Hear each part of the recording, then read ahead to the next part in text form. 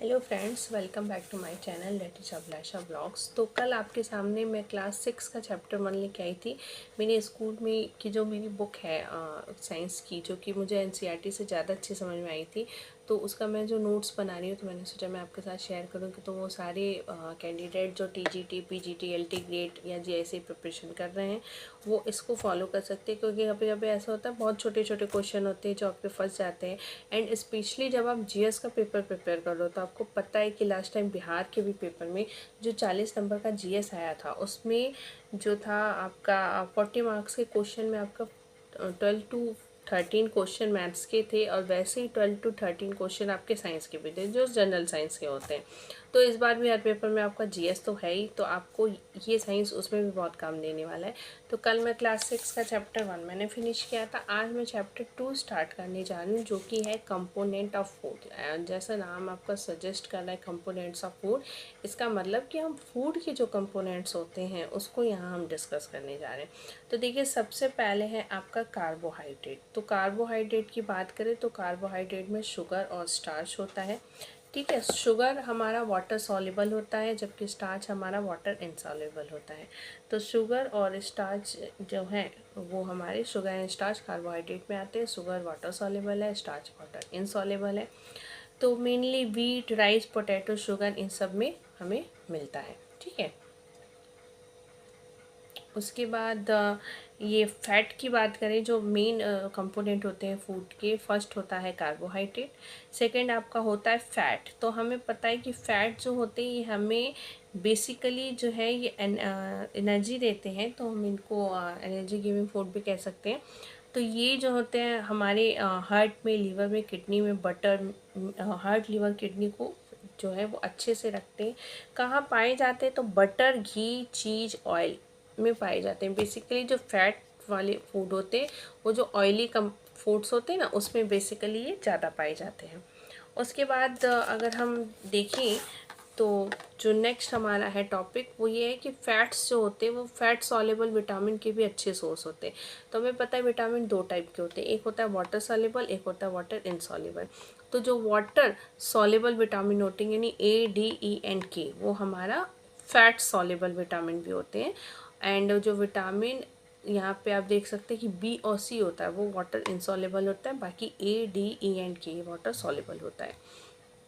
अगर कार्बोहाइड्रेट और फैट्स जो रिच फूड होते हैं उनकी बात करें तो वो एनर्जी गिविंग फूड होते हैं। आगे आप पढ़ोगे कि फूड को भी हमने अलग अलग कैटेगराइज किया है। जैसे एनर्जी गिविंग फूड कौन से होते हैं? एनर्जी गिविंग फूड वो फूड होते हैं जो हमें एनर्जी देते हैं। ठीक है, वो होते हैं हमारा कार्बोहाइड्रेट एंड फैट। सेकेंड है आपका प्रोटीन। प्रोटीन वो होता है, मतलब प्रोटीन में है कि ऐसे फूड मटेरियल जिनसे हमें प्रोटीन मिले। ठीक है, तो प्रोटीन हमें बेसिकली किससे मिलता है? सोयाबीन से, चीज़ से, चिकन, मिल्क, मीट, एग, इन सब से। और सबसे अच्छा जो प्रोटीन का है वो है आपकी पल्सेस यानी दालें और मिल्क। ठीक है, जिनको आपकी यूरिक एसिड की प्रॉब्लम होती है वो प्रोटीन को अवॉइड करते हैं। दाल, दही, दूध ये सब उन्हें मना होता है। तो प्रोटीन जो होता है ना, प्रोटीन खाने से हमारी बॉडी बनती है, इसलिए प्रोटीन्स को बॉडी बिल्डिंग फूड कहते हैं। तो फैट एंड आपका जो स्टार्च, ये फैट्स एंड कार्बोहाइड्रेट था, ये आपका एनर्जी गिविंग फूड होता है क्योंकि इसको खाने से हमें एनर्जी मिलती है।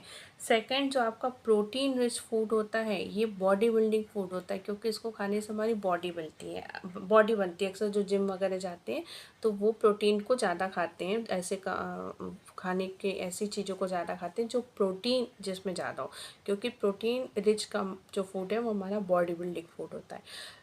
थर्ड है आपका विटामिन। तो विटामिन जो है इनको प्रोटेक्टिव फूड कहते हैं क्योंकि विटामिन ऐसी चीज़ें हम खाते हैं जिसमें विटामिन हो तो वो हमारी बॉडी को जो डिजीज़ है उससे बचाती है, तो इसलिए ये प्रोटेक्टिव फूड होते हैं क्योंकि हमें प्रोटेक्ट करते हैं। ठीक है, इसके बाद देखो क्या कह रहा है, इनको खाना खाने से जो डिजीज़ होती है उनको हम डिफिशियंसी डिजीज़ कहते हैं, विटामिन्स को।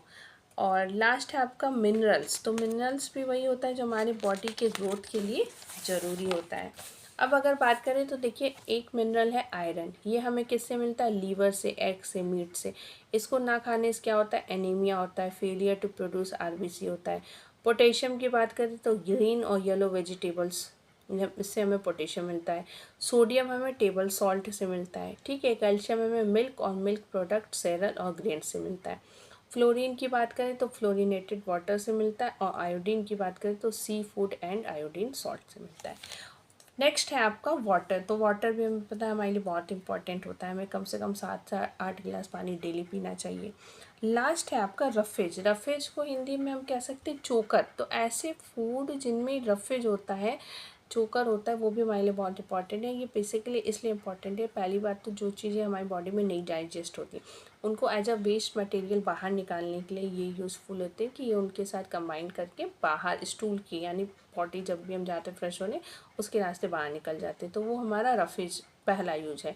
दूसरी चीज़ है कि हमारे डाइजेस्टिव सिस्टम के लिए, खाने को अच्छे से पचाने के लिए रफेज बहुत ज़रूरी होता है। अगर हम देखिए बात करें बैलेंस डाइट की, तो उसमें सारी चीज़ें होनी चाहिए। इसमें आपका प्रोटीन भी होना चाहिए, विटामिन भी होना चाहिए, आपका मिनरल्स भी होना चाहिए, आपका या फैट्स भी होना चाहिए। तो सारी फूड उसमें अगर बराबर बैलेंस अमाउंट में है तो हम उसको बैलेंस डाइट बोलते हैं, क्योंकि सारी चीज़ें हमारे लिए ज़रूरी हैं। डिफिशियंसी की बात करें तो देखिए एक कार्बोहाइड्रेट जो है उसकी डिफिशियंसी से जो एक चीज़ होती है डिजीज़, उसको हम बोलते हैं ओबेसिटी। ठीक है, ओबेसिटी में क्या होता है कि हमारा वेट काफ़ी बढ़ जाता है, मोटापा जिसको हिंदी में कहते हैं। तो ये कार्बोहाइड्रेट की एफिशिएंसी नहीं, उसकी अधिकता की वजह से होता है, अगर कार्बोहाइड्रेट हमने ज़्यादा हमारी बॉडी में है।